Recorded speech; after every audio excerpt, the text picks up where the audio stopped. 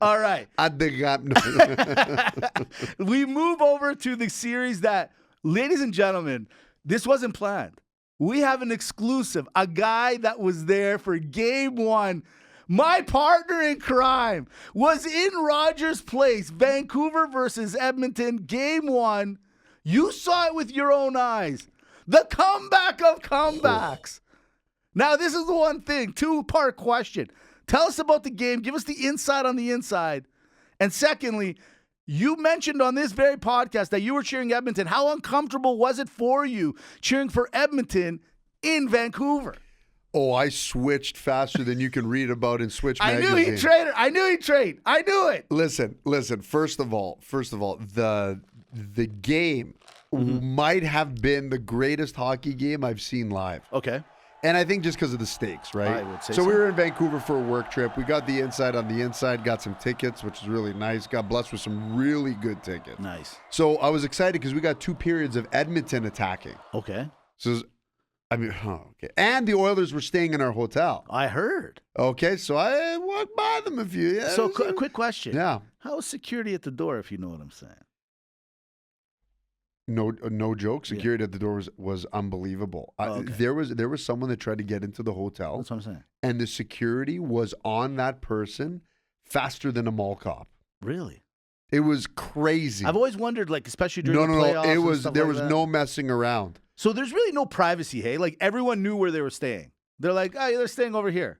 No, everyone was pretty good at leaving them alone. Yeah, like right. within the hotel. Like no, I mean, like, people found out where they were staying. But you could just see, like, someone. I was there. Someone walked into the hotel, and it was like, right. You're like, you know what? And that's nice. That's nice. That's nice because I feel that's you're also protecting me. They're protecting you, right? Yeah. I'm just sitting having my sports show, Dimitri. Yeah.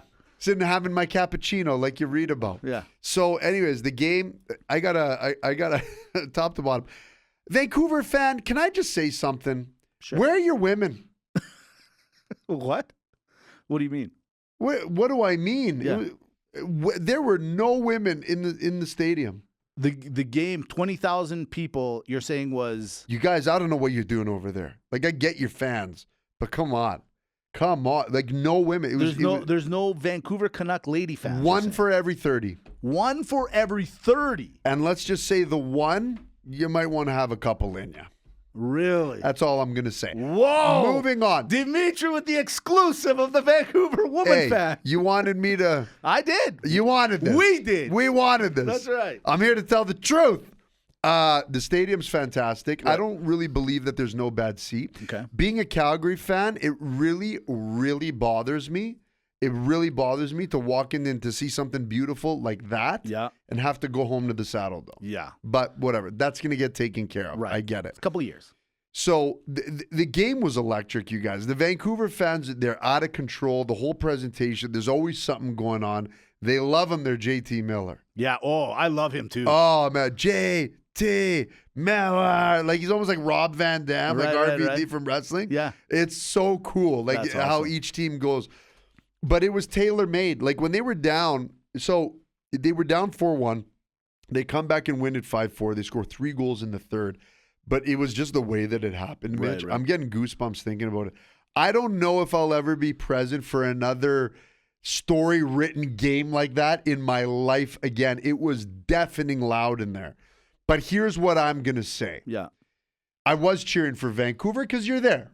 Why not? Get inside of it. Nah. You guys, when the Oilers are on, when the Oilers are on, there is nothing more beautiful to watch.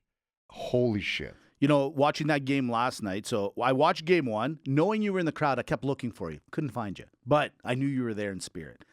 When they came back and won that game, Vancouver, I'm like, you know what? They just showed Edmonton, LA's LA, we're Vancouver. We beat you 4 games this year. Don't underestimate us. And I think they proved their point.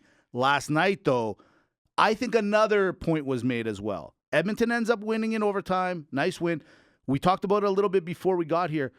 Connor McDavid literally put the team on his back. Along with, like, there was one line. Him and Draisaitl and whoever else, and Hyman, I'm sure, was on that line. And then everyone else, I don't know where they were. They weren't in Vancouver because it was 22 guys against 3 or 5 or whatever you want to call it. It was him. what I'm noticing is they are. You know what's that old expression? You can't stop Michael Jordan, but you can contain him. Connor McDavid can be somewhat contained, I'm starting to notice. And if he's got to play 30 minutes a game, that can't be sustained for the rest of this playoffs. So, Edmonton fan, I know, again, you guys probably think I'm hating on you.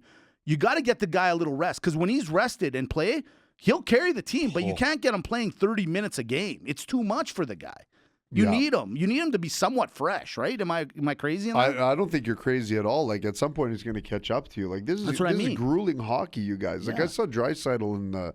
So, in game one, whoever had watched the game, if you remember in the second period, Draisaitl and McDavid were both kind of in and out there.